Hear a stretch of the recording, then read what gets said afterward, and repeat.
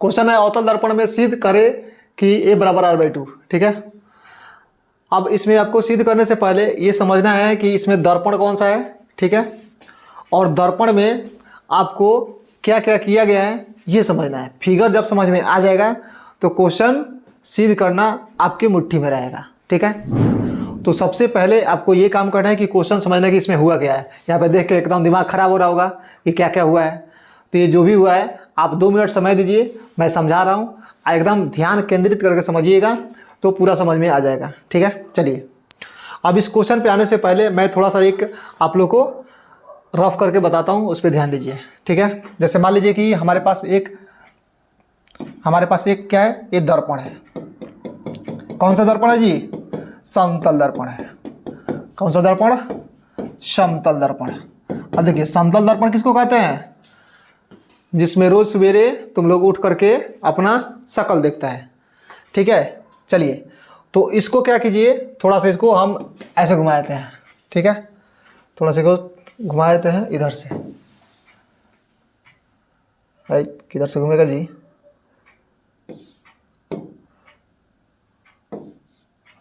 चलो नहीं घूम रहा है, इसको ऐसे ही देखो। जैसे मान लीजिए कि यहाँ पे हम रे भेजे। ठीक है, तो ये रे भेजे तो ये क्या, कौन सा रे कहलाएगा? आपतित किरण। ठीक है, क्या कहलाएगा? आपतित किरण। अब यहाँ से ये क्या होगा, ये पढ़ने के बाद जाएगा इधर। बचपन में ये सब काम किया होगा सब।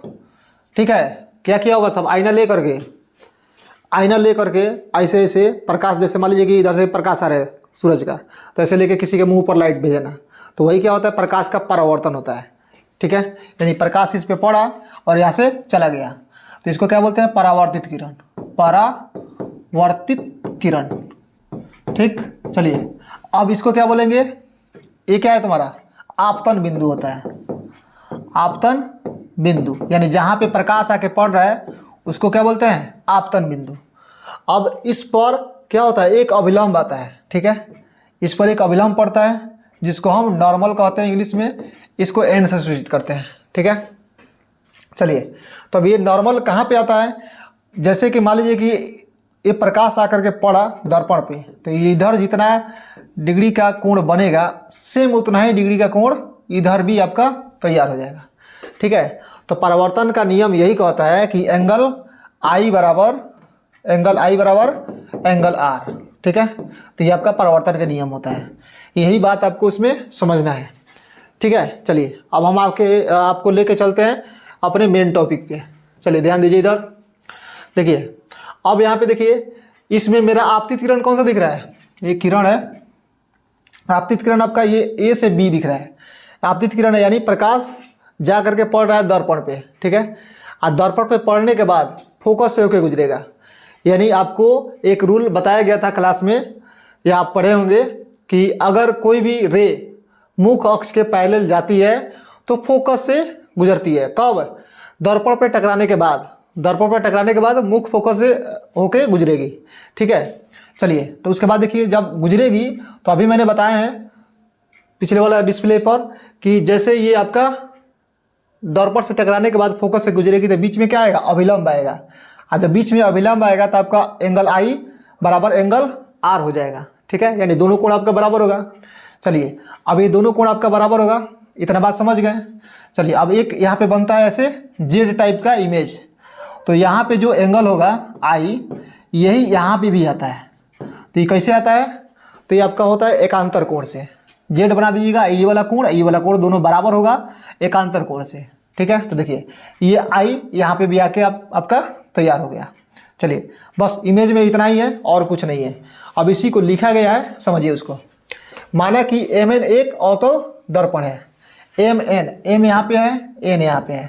एम एन क्या है? एक अवतल दर्पण है। ठीक है, जिस पर आपतित किरण परावर्तन के बाद, आपतित किरण ये वाला ए बी, आपतित किरण परावर्तन के बाद यानी दर्पण पे पड़ने के बाद एफ से गुजरती है। यानी दर्पण पे पड़ने के बाद एफ से होकर गुजरेगी। ठीक है, इतना बात मैंने लिख दिया। चलो उसके बाद बताना है कि सी क्या है और पी क्या है। तो सी क्या है? आपका वक्रता केंद्र है। और पी क्या है? ये आपका ध्रुव है, जो मैंने यहाँ पे लिखा हुआ है। और एफ आपका क्या है? फोकस दूरी है। तो यहाँ से यहाँ तक का जो दूरी होता है आपका क्या होता है, ये फोकस दूरी होता है, इसको हम F से डिनोट कर सकते हैं। ठीक, चलिए अब उसके बाद वाला जो पॉइंट है प्रकाश के परिवर्तन के नियम से। मैंने अभी बताया कि प्रकाश का परिवर्तन का नियम क्या कहलाता है, एंगल I बराबर एंगल R। ठीक है, चलिए उसके बाद देखिए, अब यहाँ पे देखिए मैंने एकांतर कोण का भी जिक्र किया है अभी तुरंत कि एकांतर कोण में एंगल I यही वाला कोण सेम यहाँ पे आ जाएगा, तो ये दोनों आपस में बराबर होगा। तो देखिए यहाँ पे इसका कोण देखिए ABC, यानी एंगल ABC बराबर होगा किसके, एंगल BCF के। बीच में उसी को रखेंगे जहाँ पे कोण बनता है, बीच में किसको रखेंगे, जिस पे कोण बनता है उसी को हम बीच में रखेंगे। ठीक है, चलिए तो बीच में देखिए यहाँ पे B पर कोण बन रहा था, नीचे C पर बन रहा था, C बीच में है और यहाँ पे B बीच में है। क्यों बराबर है दोनों, तो एकांतर कोण से। जब भी ऐसे जेड बनाइएगा तो ये वाला कोण के बराबर होता है, इसी को हम क्या बोलते हैं, एकांतर कोण से बराबर है। ठीक, चलिए अब इसके बाद और आसान इक्वेशन है, उसको समझिए, बस आपका काम यहाँ पे 5 नंबर लायक तैयार हो चुका है। चलिए अब देखिए यहाँ पे, अब मेरे पास आता है यहाँ पे समद्विबाहु त्रिभुज BCF। अब समद्विबाहु त्रिभुज कहाँ से आ गया जी, देखो यहाँ पे, एक सेकंड देखो, फिर पिछला डिस्प्ले। अब यहाँ पे समद्विबाहु त्रिभुज देखिए कैसे बन रहा है। ठीक है, थोड़ा सा कलर चेंज कर देते हैं ताकि आपको आसानी से दिख जाए। चलिए देखिए, अब यहाँ से देखिए C से B मिलाइए, C से B मिलाइएगा, अब B से F मिलाइए, अब फिर C से F मिलाइए, लिख रहा है। तो यही आपका क्या बन रहा है, समद्विबाहु त्रिभुज, या इसमें दो भुजा बराबर होगा, या CF और BF ये दोनों आपस में बराबर होगा। ठीक, चलिए नेक्स्ट पॉइंट पे चलते हैं आपको। चलिए तो यहाँ पे देखिए समद्विबाहु त्रिभुज BCF से, मैं यहीं पे त्रिभुज बना देता हूँ, आपको दिख जाएगा अच्छे से। ऐसे था, फिर ऐसे था, यहाँ पे ऐसे था, तो यहाँ पे B था और यहाँ पे F था, यहाँ पे क्या था, C था। ठीक, चलिए अब यहाँ पे एक और है कि जब समद्विबाहु त्रिभुज रहेगा तो इसमें CF और BF ये दोनों क्या होगा, बराबर होगा। तो समद्विबाहु त्रिभुज में ये CF हो गया, ये BF होगा, ये दोनों आपस में क्या होगा, बराबर होगा। ठीक है, उसके बाद वाला पॉइंट देखिए, यदि B बिंदु P के बहुत करीब होगा तब। अब यहीं पे आपका दर्पण था। ठीक है, तो B जो होगा ये P के बहुत करीब होगा, यानी P की जगह पर B भी आपका हो सकता है। तो क्या हो सकता है, यही होगा कि P F के बराबर भी हो सकता है, यानी PF क्या होगा, BF के बराबर हो जाएगा। यही होगा, यही कंडीशन यहाँ पे समझना है। चलिए तो PF बराबर BF, इसको ले लेंगे इक्वेशन सेकेंड। अभी दोनों इक्वेशन को सोल्व कर लेंगे। सोल्व कर कैसे करते हैं इक्वेशन को, रटने वाला काम बिल्कुल नहीं करना है। देखिए इक्वेशन को सोल्व करने का तरीका देखिए, यहाँ पे CF बराबर क्या दिया है, BF, अब फिर उसके बाद दिया है PF बराबर BF, PF बराबर BF।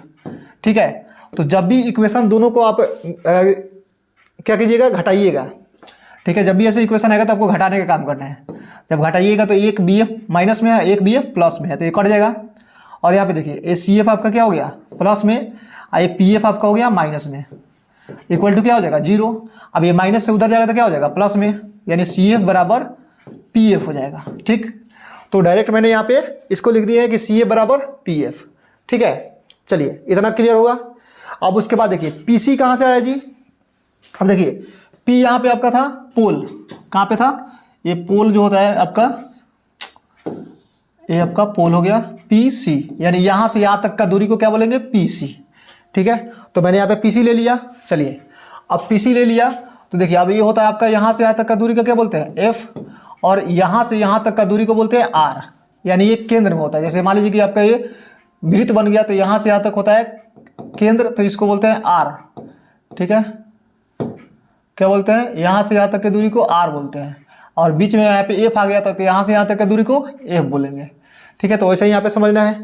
तो देखिए अब PC की जगह पर हम क्या रख सकते हैं, R, यानी PSC अभी लेके चलो, और उसके बाद तुम्हारा क्या आएगा, CF प्लस PF, तो यहाँ पे CF प्लस का PF, यानी यहाँ से दूरी प्लस ये वाला दूरी, दोनों जोड़ देंगे, CF प्लस PF हो जाएगा।